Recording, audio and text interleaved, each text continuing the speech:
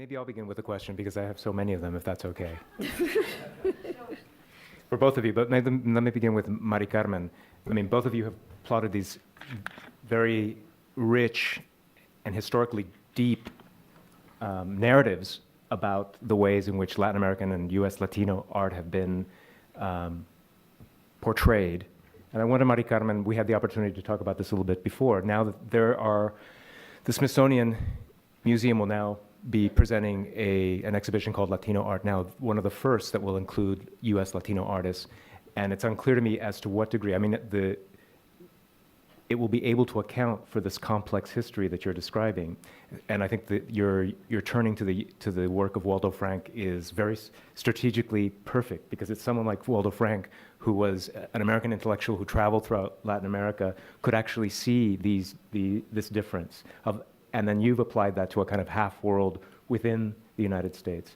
So maybe you could talk a little bit about what would be involved, if you speculate as to what needs to be done, both institutionally and in terms of scholarship, for the work of U.S. Latino artists to be able to be framed within the institutional setting, but also to have that rich complexity of a kind of twofold history of being at once a continuum and being a discontinuity of this, of part of our America or of the Americas? Well, I think this is something that it's in the works right now, and the first step has been to include Latino artists as part of this digital archive project that we have undertaken in Houston. What has happened with Latino art is that it has been in this country, as they themselves recognize, even before probably the U.S. Came together as a nation. It has a long history, but not many of it has survived. It is really a movement, that emerges in full force as a result of the civil rights movement, in the 60s and 70s. That's when we begin to feel the presence of Latino artists.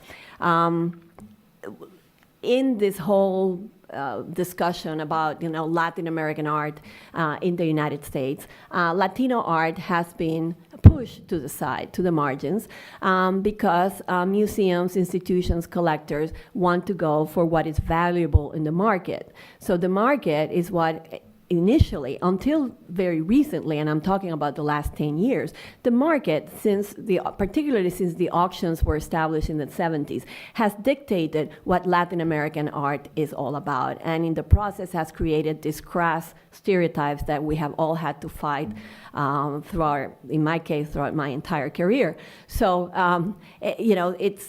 it's only now with locating the archives, and being able to access the documents and the texts and the writings of these artists, that we are able to really piece together a more complete and a more in-depth story. In the case of Latino art, the stereotype, of course, is Chicano art and Puerto Rican art, Cuban American art initially, and these are manifestations that were obviously tied to the barrios. They were obviously tied to grassroots manifestations. They themselves portrayed themselves as that. There were initially no curators, involved. There were mostly teachers and educators. If you go to the so-called Mexican Art Museum in Chicago, it is directed by educators, and it is meant to be sort of like an educational institution to translate, the idea of, what these groups are all about. So, and then when you get to the infrastructure, there is really no infrastructure. There are very few museums of Latino art. The ones that we've had back in the 60s, Galería de la Raza or other instances like that, have disappeared.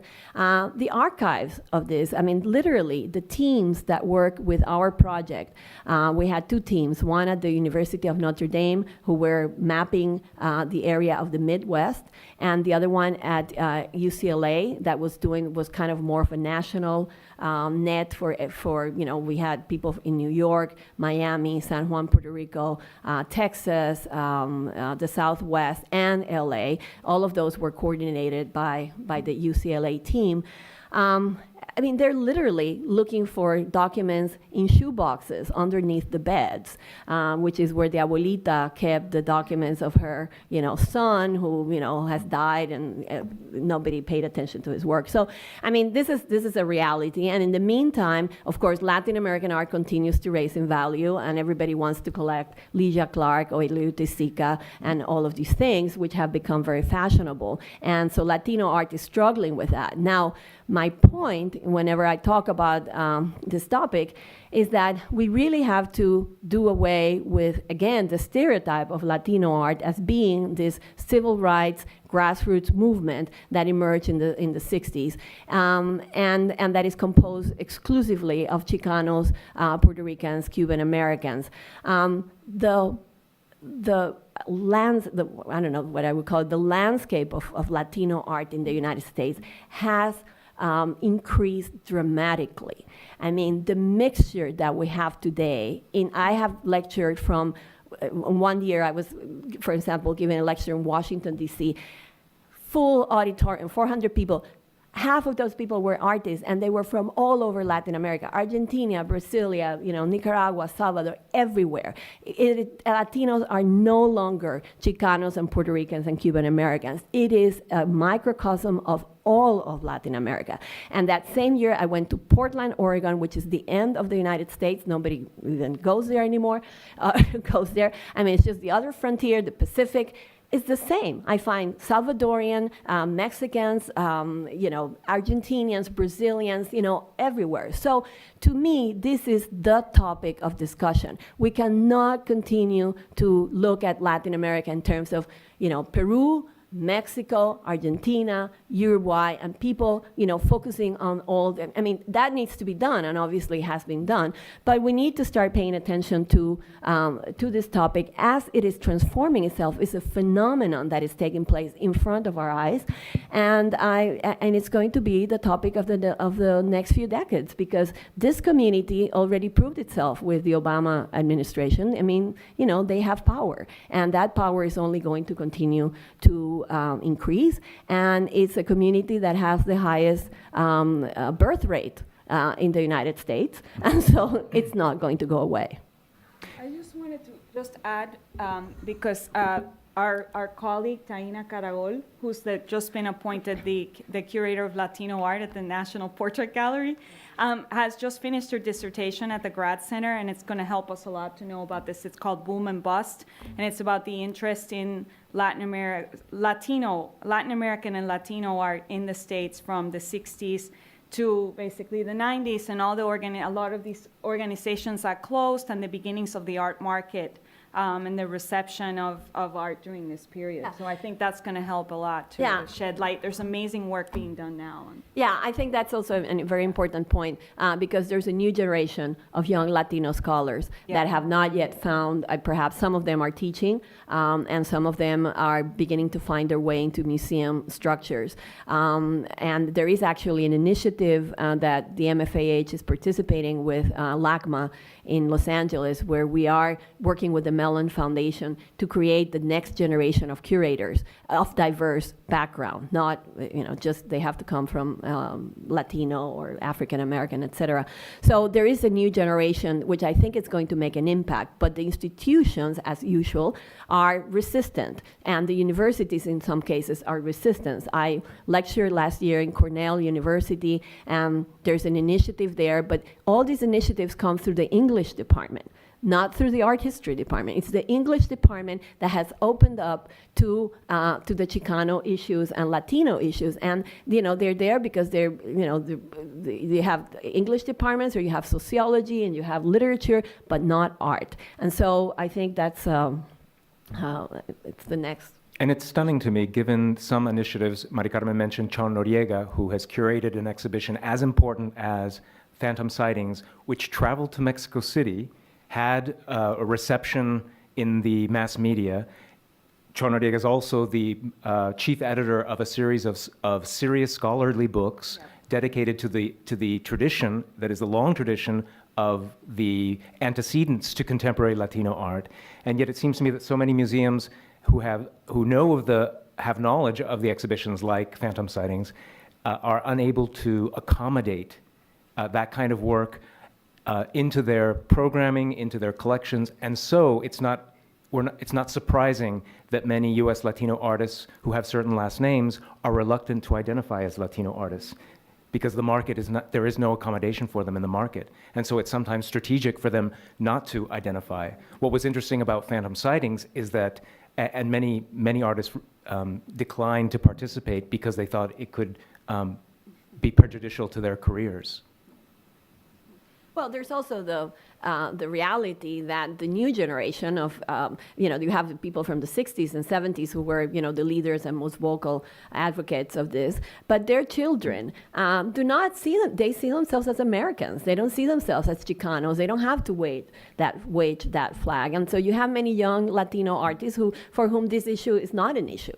They're just American artists and they're doing their thing. But there are others that for whom it is still an important.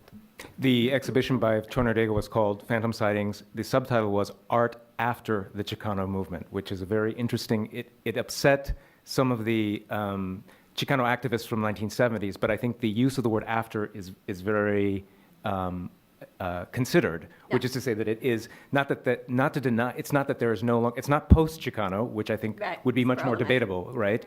But that this is the work that comes after the incredible visual and intellectual labor that the Chicano and Puerto Rican activist movements of the 1960s and the visual culture around them brought to fruition. Curiously, I think now is the moment, I think precisely because of the Obama administration and the Occupy movement, that there will be much interest in the kind of artwork, poster art, and so forth that the 60s and 70s produced. And I should quickly add that that's not the only format that they used, right? No. I happen to write about an artist who lives here in Arlington, Texas, Celia Alvarez Munoz, who as early as 1982, when she was completing her MFA at UNT, the University of North Texas, which was one of the most avant-garde programs at the time, was doing conceptual art, related to Ed Ruscha. She worked with Vernon Fisher. In other words, these are stories that somehow get eclipsed from the greater narrative, and they're just as theoretically and methodologically and intellectually challenging as her contemporaries who don't have the last name Alvarez Munoz. I think there's a microphone so we can get this in the archive.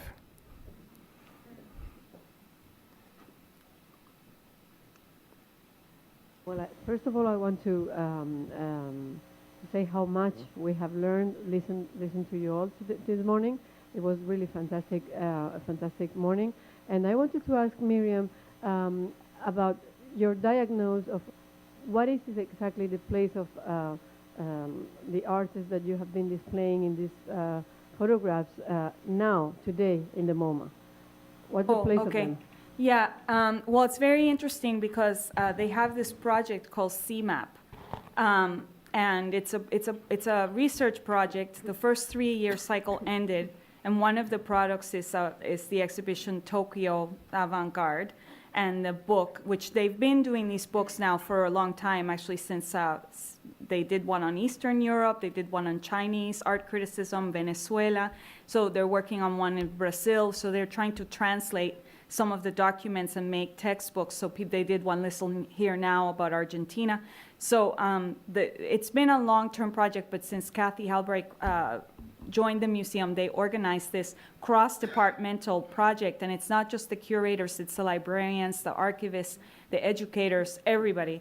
And they had Homi Baba, Mika Bal, and David Josselit as the project team, and then they basically meet in the galleries and they invite outside people. So I was invited to talk about these new galleries this little gallery that was called Social Realism, and they included, that was what I was referring to, where they brought in this kind of relationship between a lot of artists in the 30s. And the interesting thing that they said was that they were digging up stuff from the storage that they didn't know who these artists were in some cases.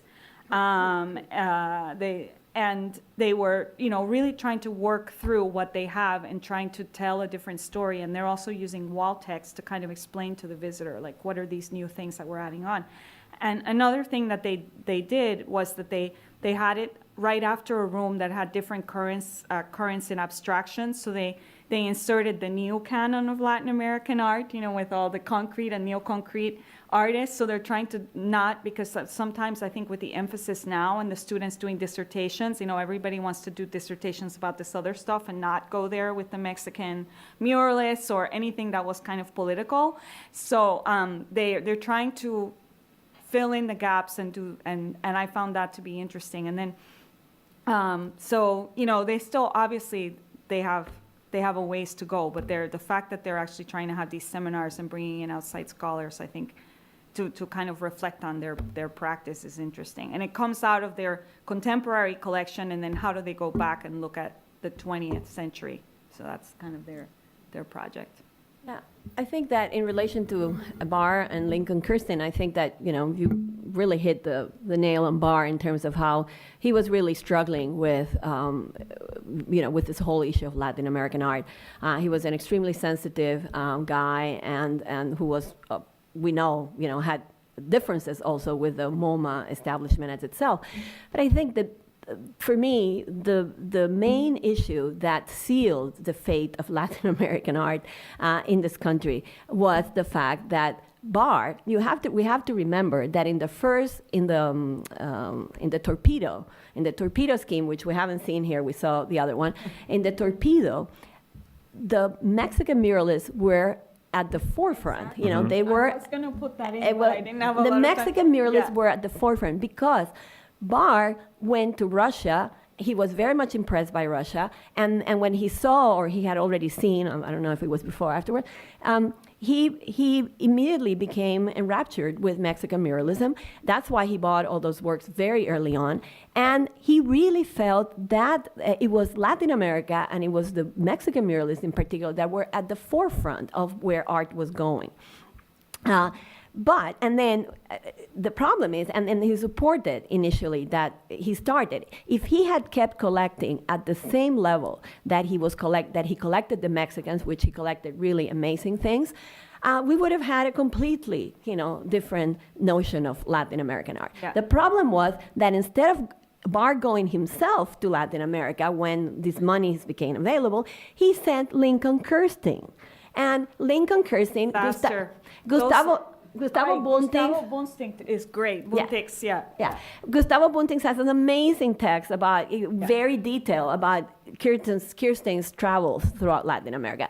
He didn't care about the art. I mean, he went there. He saw Tarsila do Amaral and he didn't buy. You read these letters and you want to pull out your hair with frustration. I mean, He became friends with dealers. He bought stuff that they offered. Nobody knew who these artists were. I mean, in some cases, he la pegó, como quien dice, but I mean, he literally, who couldn't care less. He went to have a good time in Latin America. And so, he came back with this collection that was substandard to what the MoMA was able to show, and therefore, it was very problematic. And then still, we have Barr trying to make sense of this and trying to figure out, is this good or bad, or where do we put it? Which I think it's amazing. And the catalog of MoMA, which Miriam showed, I love the first sentence of that catalog when Alfred Barr says, and this is another instance of the half worlds, he says, "It is time that our two countries." That the republics of the Americas begin to see each other eye to eye.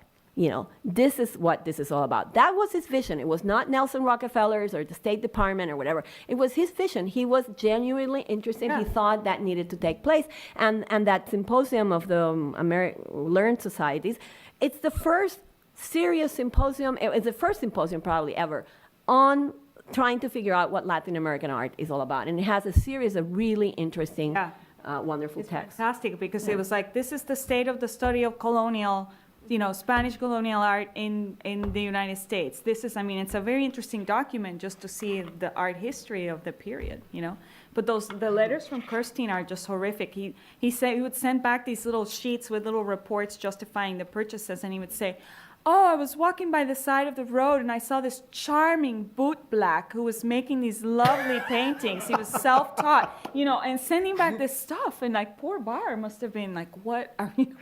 Right. And yet, Barr did go to Cuba, and I think the Cuban collection is much better than that, because I mean those are the Peláez and Because of Gomez Sicre and Mena, yeah. So that's Alejandro Andreos's. This calls to mind, I'll get to the question in a minute, that MoMA has made efforts in hiring their curator of education that links your two talks together. I'm thinking of Pablo Helguera, who has been hired to be the curator of education, one of whose major ambitious projects was called, what is it? The School of Pan-American Unrest. So, which is, of course, uses irony to talk about the kind of circularity that Mari Carmen was addressing, that the subject of Latin America is a problem, as I mentioned yesterday. That's Walter Mignolo's idea, but that it keeps coming back, right? That it is circular because it's something that remains unsettled. Gomez Sicre was actually going to be my question, and how you see his role in helping to define modern Latin American art, especially in Washington, D.C. Yeah, and it's actually great because there's a book by Claire Fox that just came out. So that's why I was referring to the fact that, there's people who have done a lot of work, like on Mexico, Ana Indich, Catha Paquet, there's the Gustavo Bunting. So we were just talking about in this book that came out by Claire Fox. So, and there's wonderful dissertations coming out. For example, a student of mine, Barrett Potter, is doing a dissertation on Grace McCann Morley, who was an interlocutor of Barr's, and was giving him kind of feedback and had another model and was very interested in the Pacific idea of Pan-Americanism and collecting at that time. Even prior to MoMA, because Museum of Fine Arts Houston had a show, I think it's 1927, the first show, and they had the first show of Armando Reverón in 1956, but MoMA has this thing about saying, we were the first that did a show of Reverón in the United States, and we were the first to collect, and then there's a lot of great research. Like I started teaching a class in 2005 that was about the history of collecting and exhibiting Latin American art in the U.S., and from that time on, it's fantastic, the scholarship that's coming out. And, Mari Carmen's project and the book that just came out, it would have been an ideal textbook for me in 2005 when I started. So it's really, we're in a really good space right now because there's fantastic stuff. So that's what I have to, luckily I have these great scholars that I can, refer to and talk to create that greater context that I need, obviously, for the book. I'll just mention briefly that there's a question here for the microphone. That Claire Fox's book, Making Art Pan-American, opens up another twofold question, which is that on the one hand, the model of MoMA and Barr and Lincoln Kernstein was one about creating the canon for artworks from Latin America. And in the case of the Organization of American States, it was one of using art as cultural expediency, right? It was definitely used as a kind of diplomacy between the Americas. I would like to fill in a historic note. In the early 60s, I was at the Dallas Museum of Fine Arts, as it was called then. Mm-hmm. Quite honestly, it's been a long time, and it was either October of 60, 61, or 62. We did an exhibition called South American Art Today. That's right. And the guest curator was Jose Gomez Sicre. Right. Yep. And I helped work on that catalog. In fact, I laid it out. I couldn't find my copy last night, or I would have brought it. And at that time, the museum bought Raquel Forner, Osvaldo Guayasamín, Alejandro Obregón, Manabu Mabe, Fernando de Ciclo. I think at least that many. They're still in the collection as far as I know. And of course, in the 50s, Bywaters, the director, had gone to Mexico City and bought from Inés Amor one or two or three times too. But we had that exhibit in the early 60s. One of our MA students just turned in her master's thesis that precisely looks at that exhibition because the Jerry Bywaters collection is here at SMU. I figured they had it. Yeah. They should have told her I worked on that exhibit. We'll amend that. Do we have time for more questions? questions? There's a question. Joe, and then over here.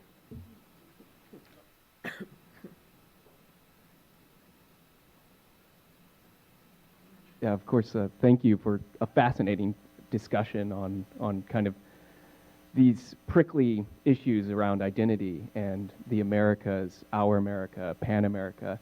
And one of the things that's sort of dear to my own heart and research is how do we include a kind of community of communities that are often blind spots in these sort of larger or do we need to, in fact, include them in these sort of ideas of the Americas? Specifically, I'm thinking of the Caribbean.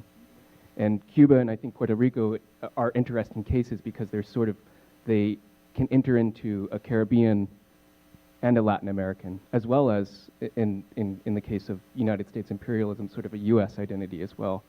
So I guess I was just wondering, in terms of cultures of display, how do we need to deal with the Caribbean? I consider the Caribbean to be part of Latin America. I mean, I think that's an academic territoriality that has emerged in a few years in the sense of people who just want to do the Caribbean. Certainly in every single program that I have been, whether at the Blanton Museum or at the MFA, the Caribbean is part of that. In this project,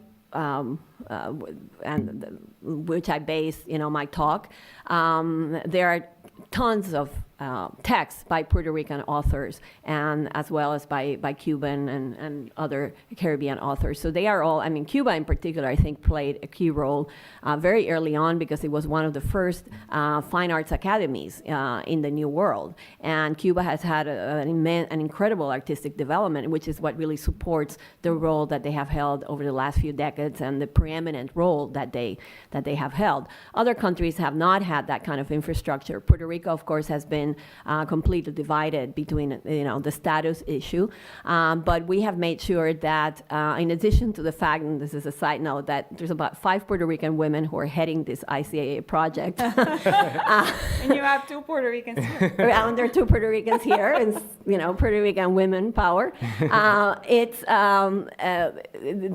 are right now about 700 documents from Puerto Rico, from archives in Puerto Rico that have made it, in addition to, I don't know, 200-300 or more documents from the New Rican community, because that's another big issue. So I think that they are fairly well integrated into all the different programs. We have a question here. Carmen, how are we doing on time? Because there are two more questions. Mm-hmm. Mm-hmm. Well, we can take 2 questions. Can we take the 2 questions at the same time, and then, great. Okay, so I am wondering how both of you and Dr. Tejada, perhaps you as well, how you see the recent history of museums reaching out to Latino audiences with Latin American art exhibitions.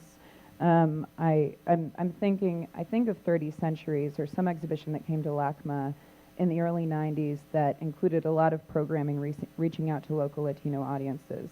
Is that misguided? Is there an appropriate sort of nuanced way to make that work? And maybe we could get the other 2 questions at the same time and then answer them all at once. I know that Mariana has one here and Diana has one here. So this is about the... Raise your hand if you got a question. Oh, over here. I'm sorry. Diana was here. Okay. Mhm. I'll write them down so that we get them all. I love the conclusion of your paper, because open hundreds of possibilities to rewrite the problem of Latin American art. And in connection with your paper, these starting points of the exhibition, the bars exhibition, is perhaps one of the possibilities to reorganize the collections and the thinking, linking European, American, Latin American, every pieces in the same space, or in the same space to think. And also, I have a question to Miriam. Have you seen? Sure, you have seen, but what's the link with the catalog of the Pittsburgh Institute, the exhibition made in 1934? There was the first time that I found that this institute include Latin American art, and the countries and the selection is the same that you have shown in the bar selection, and also the selection of the Italian critics that I showed yesterday is the same. The pictures are the same that are selected by Alfred Barr in the 40s, in 1940. It's very interesting, this connection. Yeah, that's a great point that you raised, and I would love to talk to you more about that because there's so many things. I mean, there's the Riverside Show in 1941. You know, there's a lot of context that I have to incorporate into this, and that there, like I said before, that there's other institutions that are articulating some of these dialogues and to try to figure out maybe through Barr's current correspondence. To see if he knew about these things or if it's in the museum's library. I don't know. Yeah, that would be great. I would love to talk to you about that. Thank you. Mariana, and then we'll be able to answer all three questions. My question is to Mari Carmen, and it's in the same sense as Joe's question about the Caribbean. And of course, we have Puerto Rico and we have Cuba. And I think that's one scenario. But I was thinking about countries that were former British colonies, such as Barbados and Trinidad and Tobago, that identify themselves very much as part of an English, Anglican, Protestant tradition. So how is that included or excluded in these discussions and in documents? Thank you. Great. So maybe we could begin some of these questions that had to do with one of the questions over here was about creating audiences with some of the scholarship that has been discussed here, the link with the catalogs, and maybe you could begin, Carmen, with this question about the British, former British colonies, which does create perhaps an exceptional case, right? Yeah, in our project, they're not included. And that's a form of exclusion, but we do have to trace, some limits, to all of these endeavors. And that doesn't mean that, eventually they could be part of the project, but I think that that's, it's sort of like entering into a different terrain. And it would be difficult to justify, on those terms, on the terms in which, we have been operating. With regards to the question of museums, this is a double-edged situation, because what we have seen in the past is that many museums, particularly major museums, who are in cities like Dallas or Houston or LA, and who have a lot, major Latino populations and growing Latino populations, do not pay any attention to those populations. But they need them, to come into the museums, and they need to do their outreach and educational efforts and all of that. They consider them audiences in the sense, that they need to come to the museum and pay, to come in, and they want them, they want to fulfill that role, but they don't want to give those audiences any share in terms of the programming or, how they do. So the way to get around that is to bring shows of Latin American art and, and to say, okay, well, we have this Latin art show. I think when it is understood in that sense, and many times from a very naive point of view, because these people really have no idea of what the field is like. They have no idea what Latin America is like. They think everything is like Mexico and Frida Kahlo, et cetera. When that's the case, I think that it's questionable to have that kind of policy. On the other hand, it is very important for the Latino population, and I know talking to people from that community, to know what happened in all these other countries, to be able to see. People that are involved with us from the Latino community in Houston, they see this involvement as part of their opportunity for their children to grow up seeing, knowing about Argentinian art, Brazilian, Mexican, whatever. It's a source of education because they have no other way of really, they can go to Argentina, of course, but they have to do a special trip, to go to Malva and the Museo Nacional de Bellas Artes, and even there, they might not be able to see many of the works of Argentinian art that they should see. So I think it is, on the one hand, it fulfills a good purpose, but I think that it is not enough. I think these museums need to work out different ways of really making those communities present through their real programming, which involves exhibitions, and other forms. Can I just add, and this also goes back, to controversies around, for example, El Museo shifting its mission starting in the 90s and recent developments. We'll see now with the recent artistic director, Chus Martinez, what shape. El Museo their- del Barrio. El Museo del Barrio, sorry. But I think another issue is also about money and who are the trustees and who are the sponsors. You know, you have the Brazilian banks. You've got Patty Cisneros, you know, and Puerto Ricans, we don't have that.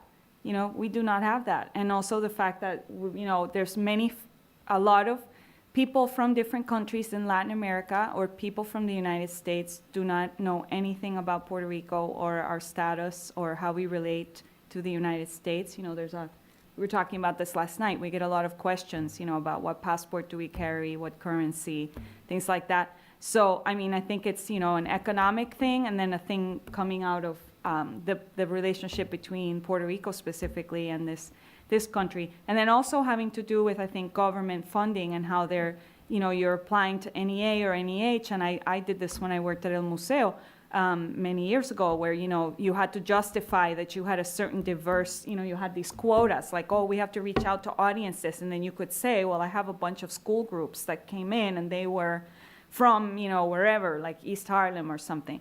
But then the El Museo's a different case because, of course, they did have programming for Latinos incorporated into their collecting and everything else. But I mean, in general, these bigger museums, I think they have this dual kind of problem, right, where they cannot get collections or sponsorship having to do with the Latino communities, and then they still feel like they have to serve their local communities.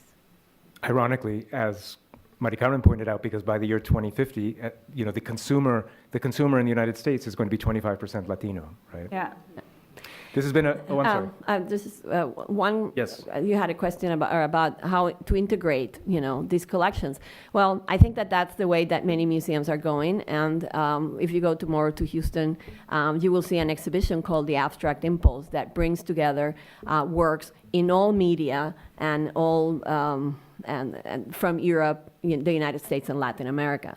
And that's certainly the template that we're working on for the new building, which is going to house the collections of Latin American art together with all of the 20th century collections in Houston. So we're really looking for ways to bridge, you know, these gaps and to integrate them in a dialogue, but then at the same time have perhaps offshoot galleries where you can see, you know, Torres Garcia and the School of the South, or you can see Elio and Lilia in a dialogue that will give it more depth into that, because obviously these kinds of installations depend on the strength of the collection. So sometimes you can, you know, map out certain dialogues, but if you don't have the works, you know, you can't do it. But I do think that that's the way to go, and that all of this scholarship is only contributing more to that. I mean, it is really opening up and providing depth to the work that the curators are doing. And it's interesting because now if you see the trend, you know, Museum of Fine Arts Boston, Art of the Americas, you know, you see LACMA, and it's, you know, art of Latin America from the, you know, pre-Columbian colonial period, and then it's in galleries parallel to the Americans, which is what Gabriel Pérez Barreiro did at the Blanton. You know, they had the show Americas when the galleries opened, where they were paralleling the U.S. And then I should say, going back to the Cubist discussion, that in MoMA now, I don't know, in one iteration recently, they reinstalled the Demoiselle room, and they actually had the School of Paris and abstract tendencies across Europe, including the Diego Rivera Lipschitz portrait, you know, in the same room as the Demoiselle. So they're, you know, this idea too, that they're integrating the artists that were participating in movements like Cubism, and then also dealing with the Americas. So those are the things. I can't wait for your galleries. Sounds great. This has been an incredibly vibrant conversation. Mark, Carmen, do we need any announcements? Let's go for lunch. Then thank you for your participation. Great questions. Please give applause to our presenters.